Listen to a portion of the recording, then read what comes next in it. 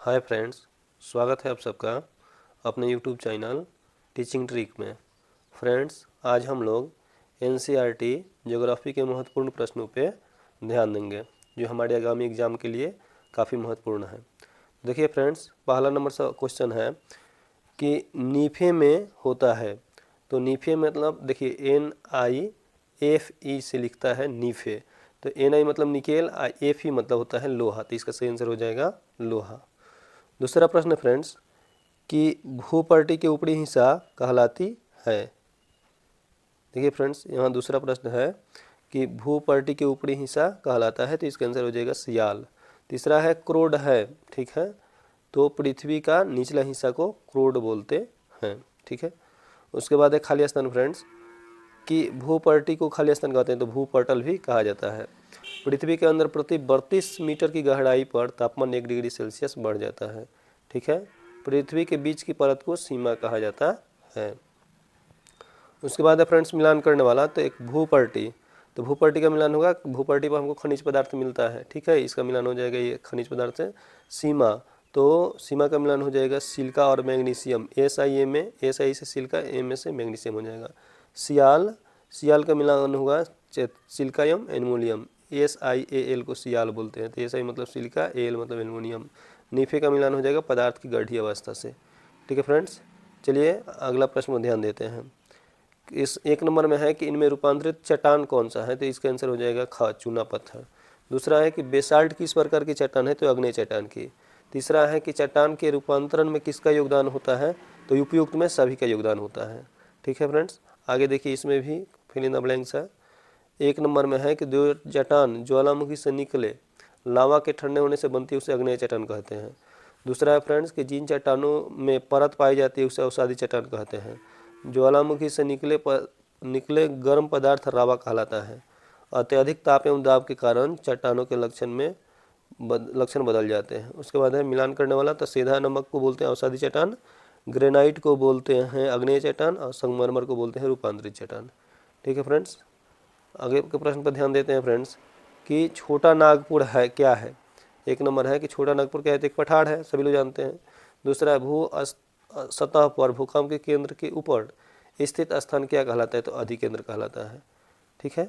आगे देखिए कि भारत में कितने भूकंप तीव्रता के क्षेत्रों में बांटा गया है। तो इसका आंसर हो जाएगा 4। इसका आंसर अगर आप जानते हैं तो कमेंट कीजिएगा कौन कौन है, ठीक है। सतपुड़ा पर्वत उदाहरण है, तो ये वालिद पर्वत का नहीं, भंत्रोस्त पर्वत का, ठीक है। आगे देखिए हिमालय का मिलान होगा, वालिद पर्वत है हिमालय। 2 नंबर फ्यूजियामा है जो है वो संचय पर्वत है। तीसरा अरावली पर्वत है, ये देखिए अवशिष्ट पर्वत। दक्कन लावा निर्मित पठार है, ठीक है। अगला प्रश्न पर ध्यान देते हैं फ्रेंड्स कि पृथ्वी के सतह से ऊपर की ओर जाने पर सांस लेना कठिन होता है क्योंकि वातावरण में ऑक्सीजन की मात्रा कम हो जाती है। दूसरा प्रश्न है फ्रेंड्स कि पहले कौन सा भाग गर्म होता है। तो स्थल का इस सतह पहले गर्म होता है, उसके बाद वायुमंडल गर्म होता है, ठीक है। वायुमंडल में ऑक्सीजन की मात्रा होती है तो 20.99 यानी लगभग 21%। उसके बाद है फ्रेंड्स कि वायुमंडल की सबसे पहली परत क्षोभमंडल कहलाती है। पांचवा है कि रेडियो तरंगे किस परत से परिवर्तित होकर पृथ्वी पर वापस लौटती है। तो इसका आंसर हो जाएगा आयन मंडल से। आयन मंडल को बाह्य मंडल भी कहते हैं। उसके बाद है फ्रेंड्स कि समताप मंडल का आरंभ क्षोभ मंडल के बाद होता है, ठीक है। उसके बाद है कि बाह्य मंडल का फैलाव 80 से 400 किलोमीटर तक होता है, ठीक है। तीसरा है कि हल्की गैस वायुमंडल से अंतरिक्ष में तैरती है, ठीक है। वायुमंडल का विस्तार पृथ्वी की सतह से 1000 किलोमीटर की ऊंचाई तक है। आगे देखिएगा फ्रेंड्स कि फिल इन द ब्लैंक्स है, इसमें भी है।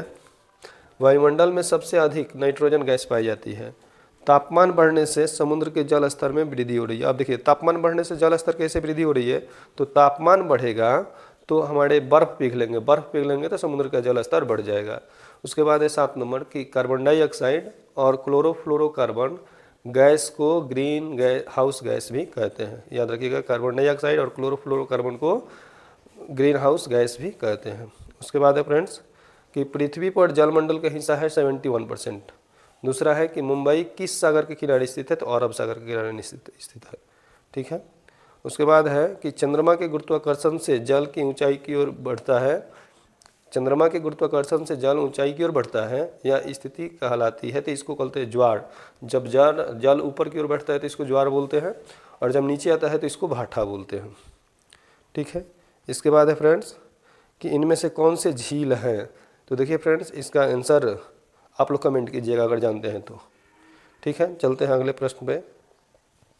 खाली जगहों को भरिए। नदी का जल समुद्र में गिरकर नमकीन हो जाता है या गंदा हो जाता है। ठीक है, ज्वार भाटा समुद्र में होता है, ज्वार भाटा चंद्रमा के गुरुत्वाकर्षण बल के कारण होता है, और जल संरक्षण दिवस 22 मार्च को मनाया जाता है। ठीक है, अगला प्रश्न पर ध्यान देते हैं हम लोग कि इनमें से कौन सी प्राकृतिक पर्यावरण की वस्तु है। तो जल, बाकी सब मानव निर्मित है, पुल मकान सड़कें मानव निर्मित है, जबकि जल क्या है, प्राकृतिक की वस्तु है। पर्यावरण कितने प्रकार का होता है। तो ये 2 प्रकार का होता है। तो उसके बाद है कि पृथ्वी के चारों ओर क्या है। तो वायु है। ठीक है, आगे चलते हैं। तो जल प्रदूषण हो रहा है किसके कारण। तो पानी में दूषित पदार्थ मिलने से जल प्रदूषण हो रहा है। दूसरा प्रश्न है फ्रेंड्स कि नदी या तालाब के पानी की शुद्धता हो सकती है मछली पालने से, क्योंकि मछलियाँ उसमें की गंदी चीज़ों को खा जाती है। उसके बाद है कि बढ़ती जनसंख्या के कारण हो रहा है। तो ये उपयुक्त में सभी जो है, जैसे वृक्षों का तेजी से कटाव होगा, भवनों का निर्माण होगा, आधारभूत संरचना का निर्माण होगा, उपयुक्त में सभी हो जाएगा। उसके बाद है कि पर्यावरण संरक्षण के लिए क्या किया जाना चाहिए। तो खूब पेड़ पौधे लगाना चाहिए, ये भी बात सही है। गंदे जल की उचित निकासी का प्रबंधन करना चाहिए, गाड़ियों का कम उपयोग होना चाहिए, ये बात सभी सही है, उपयुक्त में सभी हो जाएगा। ठीक है, आगे देखिए। खाली जगहों को भरिए। 1 नंबर है CO2 गैस वायु प्रदूषण पैदा करता है। ठीक है, ध्वनि की तीव्रता मापी जाती है तो डेसिबल में मापा जाता है।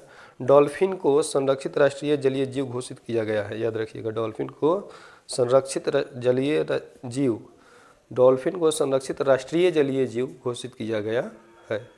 उसके बाद है फ्रेंड्स कि लद्दाख की वायु शुष्क है, क्योंकि लद्दाख का हिमालय की वृष्टि छाया में होना इसका कारण है। ठीक है, दूसरे बाद लद्दाख में पाया जाने वाला महत्वपूर्ण जानवर है तो याक हो जाएगा आंसर इसका। उसके बाद है फ्रेंड्स कि कश्मीर से लद्दाख होते हुए तिब्बत को जोड़ती है तो एक काराकोरम दर्रा है, काराकोरम। ठीक है, लद्दाख में बहने वाली प्रमुख नदियाँ तो नदी और सुयोक है। आगे देखिएगा फ्रेंड्स कि उसके बाद है खाली स्थान। खा पाचान का अर्थ है तो हिम भूमि। ठीक है, लद्दाख क्षेत्र की सामान्य ऊंचाई है तो 3600 मीटर। इसके बाद है कि अच्छे किस्म का जीरा द्रास घाटी में पाई जाती है होती है। काराकोरम दर्रा कश्मीर को तिब्बत से जोड़ती है, और बड़े मठों को गोप्पा कहते हैं। ठीक है, आगे के प्रश्न पर ध्यान देते हैं फ्रेंड्स। थार का रेगिस्तान फैला है तो ये गुजरात और राजस्थान में फैला है। ठीक है, साफा कहते हैं। देखिए, राजस्थान में रहने वाले लोग पगड़ी बांधते हैं तो सिर पर बांधने वाली पगड़ी को साफा बोलते हैं। थार प्रदेश में पाया जाने वाला खनिज है तो ये संगमरमर और जिप्सम है। ठीक है, उसके बाद है कि नख खिलिस्तान का अर्थ है तो रेगिस्तान में हरियाली और जल वाला क्षेत्र। रेगिस्तान का वह क्षेत्र जिसमें थोड़ी सी हरियाली और जल पाया जाता है उसे नख खलिस्तान कहते हैं। देखिए फ्रेंड्स, इसका टॉपिक बाई टॉपिक मैंने एक वीडियो में बनाया है, उसका लिंक मैं डिस्क्रिप्शन में डाल दूँगा, वहाँ से आप जाकर जरूर देखिएगा। उसके बाद है खाली स्थान को भरिए कि भारत के पश्चिम भाग में थार का रेगिस्तान है। ठीक है, और रेगिस्तान का जहाज ऊँट कहलाता है। ठीक है, राजस्थान नहर इंदिरा गांधी पर बनाया गया बांध है। थार रेगिस्तान का मुख्य शहर जैसलमेर है। उसके बाद है फ्रेंड्स कि बिहार के पूरब में है तो बिहार के पूरब में पश्चिम बंगाल है। मधुबनी पेंटिंग जुड़ी है तो मिथिला से जुड़ी है। देखिए मिथिला घर नंबर आंसर सही हो जाएगा इसका। आगे देखिए, जमालपुर में अवस्थित है तो रेलवे कार्यालय अवस्थित है जमालपुर में। चूना पत्थर, अब इसका मिलान करेंगे हम लोग। ठीक है, चूना पत्थर मोकामा से मिलान करेंगे। रेलवे वैगन प्लांट जो है वो है कैमूर में, नहीं ये जर्दालू जो है वो भागलपुर में है। ये तेल शोधक कारखाना बरौनी में है। ठीक है, आगे देखते हैं। उसके बाद है कि केरल प्रदेश की जलवायु है तो ये उष्णार्ध है। ठीक है, केरल में नहीं उपजाया जाता है तो ये जूट नहीं उपजाया जाता है, बाकी सब उपजाया जाता है। आगे देखिए फ्रेंड्स कि वर्ष भर एक ही दिशा में बहने वाली हवाएं पवन कहलाती है तो स्थायी पवन। जलवाष्प का जल स्वरूप में बदलने की क्रिया कहलाती है तो संघनन कहलाती है। उसके बाद पूछा है कि कैटरीन क्या है तो कैटरीन एक चक्रवात है। ठीक है, उसके बाद आइए friends fill in the blanks है इसका, उसको देखते हैं। चक्रवात के केंद्र में खाली स्थान कब दाम होता है। लू एक स्थानीय हवा है, ऊंचाई के कारण हवाएं ठंडी होकर संघनन करती है। विषुवत रेखीय क्षेत्रों में दोपहर के बाद बारिश होती है। ठीक है, आगे देखिए फ्रेंड्स कि शरीर दैनिक तापमान डिग्री सेल्सियस में मापते हैं, शरीर का तापमान फ़ारेनहाइट में मापते हैं, वायु दिशा दर्शक में तीर की पूँछ पीछे की दिशा में हो जाती है, और वर्षा की मात्रा को रेन गेज में मापते हैं। यह अंतिम सवाल है, मिलान करने वाले, इसको देख लेते हैं। रेन गेज जो है वो वर्षा की मात्रा है, मापने का यंत्र है। वेन जो है पवन की दिशा बतलाता है, थर्मामीटर तापमान बताता है। आज के वीडियो में फ्रेंड्स बस इतना ही, मिलते हैं फिर अगले वीडियो में। जय हिंद।